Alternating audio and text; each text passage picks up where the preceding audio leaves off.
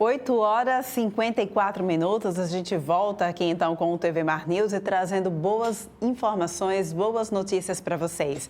É que o professor e vice-presidente do SESMAC, Douglas Aprato, recebeu alta do Hospital Vila Nova Estador, em São Paulo, nessa terça-feira. Ele estava internado para tratamento em decorrência de complicações da Covid-19. Foram 51 dias de internamento e a gente só pode desejar aí ao Douglas, né? Boas-vindas, então, de volta às suas atividades, à vida. Que coisa boa, né, gente?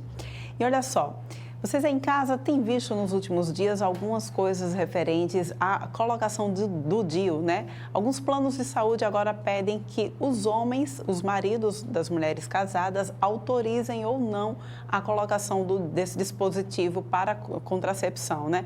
E aí, como é que fica essa história? Quais são as dúvidas que surgem? A gente vai ver agora na matéria de Fernando Palmeira. Bom dia, satisfação mais uma vez participar do programa. Veja só, Viderlan, é importante destacar primeiramente aqui que uma das grandes conquistas que todos os pacientes tiveram de maneira geral, de uns anos para cá, é o exercício da sua autonomia de forma plena. O primeiro ponto que eu gostaria de trazer é este, né? Então, a partir do momento que uma operadora se insurge fazendo tal exigência totalmente descabida, vale destacar, tá? Não há previsão legal para esse tipo de exigência, ela está interferindo diretamente na autonomia desta paciente, né? No fato dela se autodeterminar e escolher o que ela deve ou não fazer com o seu próprio corpo.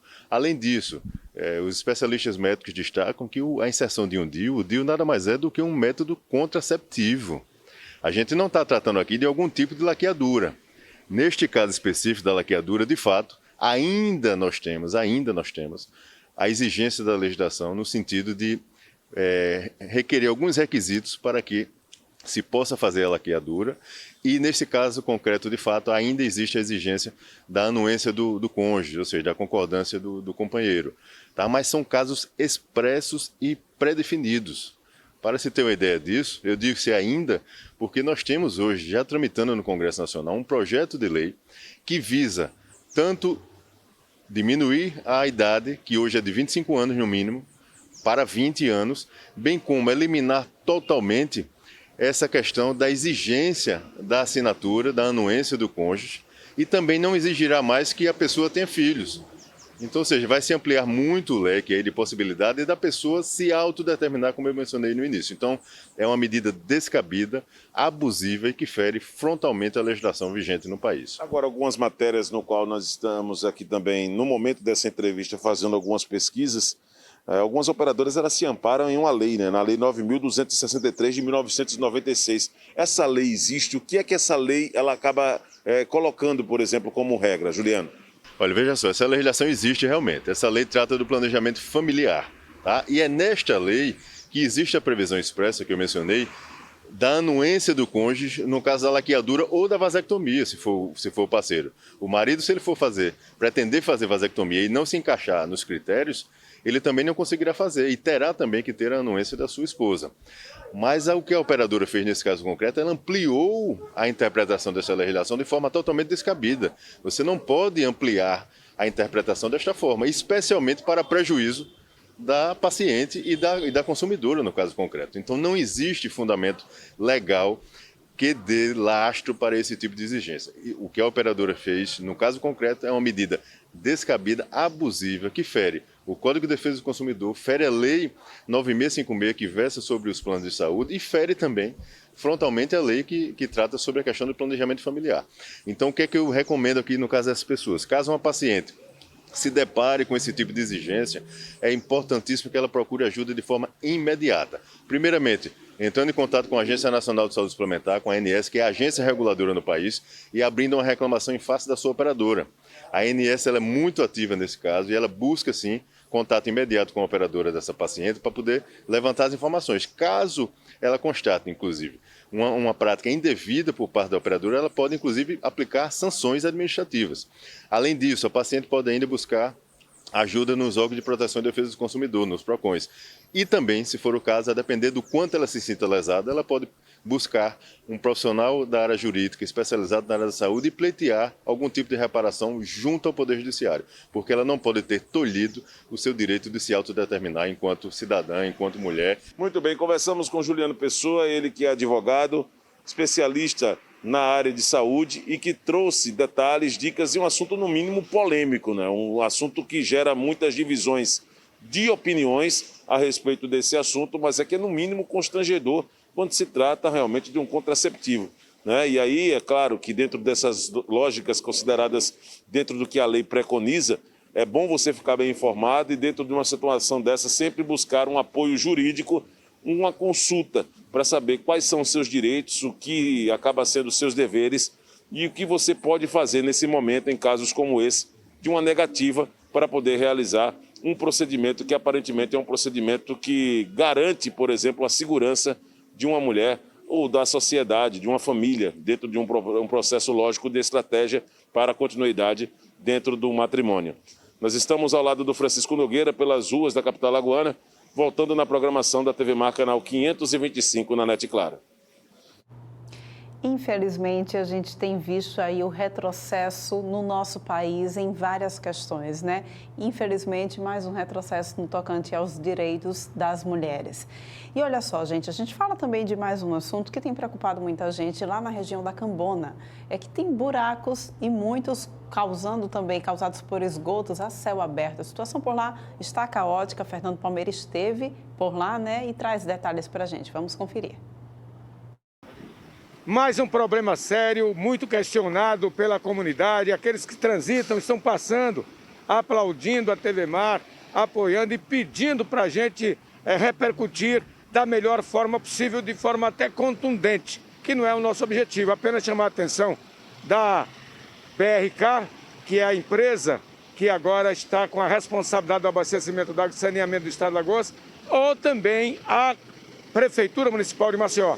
Nós estamos aqui na Avenida Senador Rui Palmeira, que é nesse cruzamento também com a Francisco de Menezes, no bairro da Cambona. Olha só a importância dessa via, desde o transporte do turista, as linhas de ônibus, aqueles que transitam com dificuldade, com moto. E olha só, o afunilamento, a pista só dá para um veículo do lado de cá. Olha o pessoal pedindo apoio aí, inclusive aplaudindo, todos que passam estão buzinando e felizes pela presença da imprensa, porque é um problema já reclamado há muito tempo, desde os tempos em que era casal e que não se resolve. Aqui é esgotamento sanitário, essa água fétida e jorra com abundância, trazendo esse transtorno aí. Além da buraqueira que fica submersa, os carros geralmente caem em buraco, olha a dificuldade e olha o engarrafamento. Além do VLT que passa por aqui, o pessoal tem, claro, que parar para evitar acidentes, mas olha só a dificuldade numa via das mais movimentadas que liga a parte central de Maceió e também na continuação da leste-oeste, que tem início aqui logo depois do Dique Estrada. Aqui é inverno, verão, o problema está ainda sem nenhuma solução. Com a palavra, a gente convoca também a Prefeitura Municipal de Maceió, porque afinal de contas, isso aqui era um ecoponto, aí nesse terreno baldio, onde virou também um lamaçal de imundícies. Essa água toda escorre exatamente para esse terreno que era um ecoponto, ou seja, onde se colocavam as metralhas, eixos de construção. Olha a dificuldade da moto, olha o malabarismo que o motociclista faz para transitar aqui nessa problemática avenida. Tivemos aí, em anos passados, recentemente, aqui quando a chuva era mais torrencial, isso aqui ficava simplesmente uma continuação da lagoa. Deram altura a toda essa via e resolveu esse problema dos alagamentos no inverno. Mas agora o problema aqui, o nascedouro dessa água de esgoto, do saneamento básico precário, que precisa de uma revisão que a BRK vem fazendo em Maceió e que precisa simplesmente dar prioridade com a Prefeitura Municipal de Maceió para a resolução desse problema que vem afetando a todos, tanto os que aqui residem, os que empreendem, porque aqui também é um corredor comercial e também habitacional. mas é um drama, como estão vendo aí, e a gente faz em nome da comunidade esse apelo à BRK e também, por conseguinte, à Prefeitura Municipal de Maceió, para definitivamente resolver esse problema aqui na movimentada Avenida Senador Rui Palmeira, de onde falou Fernando Palmeira, com as imagens de Chico Nogueira, para a TV Mar da Organização Arnaldo de Melo, canal 525, NET. Claro. Gente, infelizmente, um problema recorrente ali naquela região, mas que a gente não pode simplesmente cair nessa mesmice de dizer, isso aqui sempre foi assim, precisa ser resolvido. A engenharia evoluiu o suficiente para resolver esse tipo de problema e a gente só precisa, então, da boa vontade, né, dos nossos representantes públicos e das empresas que prestam serviços a eles, para que a gente tenha, então, aí, para que, de fato, o cidadão maceioense tenha o seu direito de ir e vir sem quebrar seu veículo, que a gente paga IPVA para isso, né?